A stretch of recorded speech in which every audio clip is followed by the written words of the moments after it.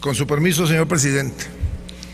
Yo creo que antes que nada, y para estar a tono con los modernos y progresistas jilgueros del oficialismo, pues habría que empezar por darle las gracias a Peña Nieto porque no impuso el IVA en alimentos y medicinas. Tan pilántropos y generosos como siempre.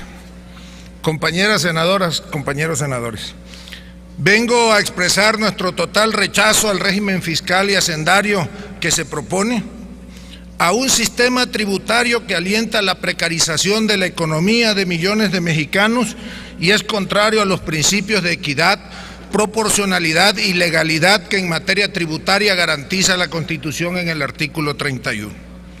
La miscelánea fiscal que hoy se pretende aprobar ahonda las desigualdades y acentúa los vicios en el sistema recaudatorio nacional, pues se eliminan los pequeños beneficios de sectores vulnerables y se mantienen las prerrogativas a los grupos de empresas de los poderes fácticos que influyen en la toma de decisiones del poder político para establecer reglas del juego a modo de sus intereses. Es una miscelánea fiscal que acentúa los añejos vicios de la recaudación fiscal de nuestro país. En el caso de las modificaciones a la ley del impuesto al valor agregado, hay un artero ataque a los sectores con menor poder adquisitivo del país. La pretensión de aumentar el impuesto en las fronteras, de gravar los alimentos para mascotas y las importaciones temporales, acarreará una fuerte contracción, no nada más en la economía fronteriza, sino en la economía nacional. Y lamentablemente traerá mayor inequidad y mayor injusticia. A estos modernos Santana solamente les faltó proponer establecer tributos a los balcones y a las terrazas. Vamos a votar en contra del alza de la tasa del IVA al 16%, porque mediante ello el Ejecutivo propone eliminar el tratamiento preferencial de las zonas fronterizas que se tienen a una tasa del 11% y que hoy en día gozan los residentes de esas regiones del país, con lo cual se verán afectados la competitividad comercial, industrial, de servicios y el empleo, así como la capacidad económica y calidad de vida de millones de mexicanos. A propósito, senador Corral, no nada más Peña le falla y traiciona su palabra con respecto a la frontera.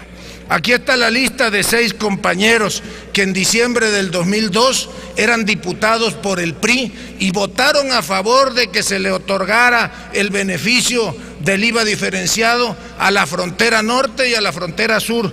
Y en esa fecha específicamente a Caborca y a Cananea en Sonora. Y hoy incluso uno de ellos en la madrugada, porque preside una comisión de las que dictaminaron, votó en contra de su palabra. Hay que ser congruentes, compañeros. De nueva cuenta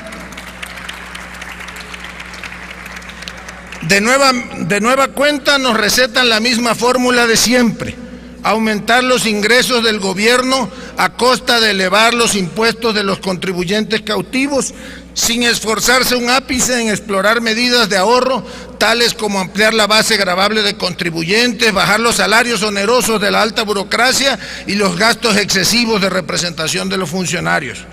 Además de ello, esta reforma elimina la exención al transporte público terrestre foráneo y también de forma alarmante se elimina el régimen de pequeños contribuyentes, ocasionando que los comerciantes minoristas deban llevar una compleja contabilidad fiscal digitalizada, siendo el colmo del absurdo en un país en el que menos del 40% de la población tiene acceso a Internet. Se parecen ya a un gobernador que envió a la Sierra de Guerrero la alerta por los recientes acontecimientos climáticos mediante Twitter y Facebook.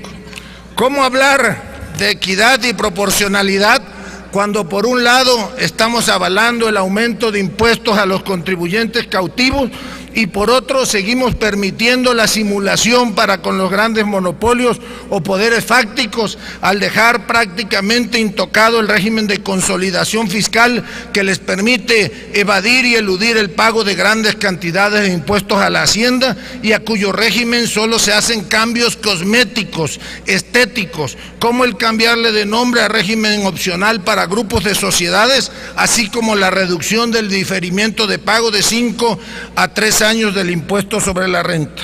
En nuestro país, alrededor de 30 empresas seguirán pagando en promedio solo el 4% de sus ingresos acumulables, muy lejos del 30% que estipula la ley de la materia, todo gracias a este sistema excepcional de privilegios. Senadoras y senadores, esta reforma no aumenta de manera sostenida y eficiente la recaudación del país. Tampoco soluciona la dependencia crónica de los ingresos petroleros, aunque va encaminada a que las y los mexicanos paguemos lo que el Estado dejará de recibir después de regalar el mercado petrolero a las empresas extranjeras con la reforma energética. Mucho menos representa un avance en la progresividad de los impuestos al ingreso, pues no hay ningún escalonamiento para el decil 10 de ingreso, que es el más desigual de todos.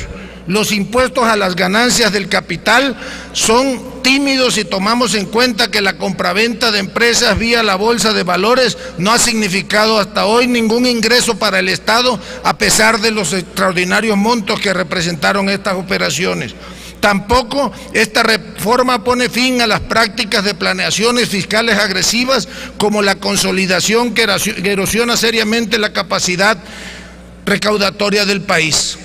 Compañeras y compañeros, les pido que votemos en consecuencia con lo que ofrecimos y comprometimos en nuestras campañas.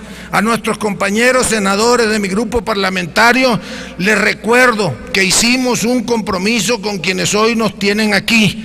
Señoras senadoras y señores senadores, salgamos de la burbuja en que nos mantenemos. En la calle la gente está enterada de lo que aquí se va a consumar. No nos engañemos, no creamos que lo que aquí se pretende aprobar no tendrá ninguna consecuencia ni conexión. Hoy más que nunca los ciudadanos van a ser vigilantes que seguramente reprobarán hasta la ignominia a quienes hoy aprueben la funesta puñalada a la economía popular.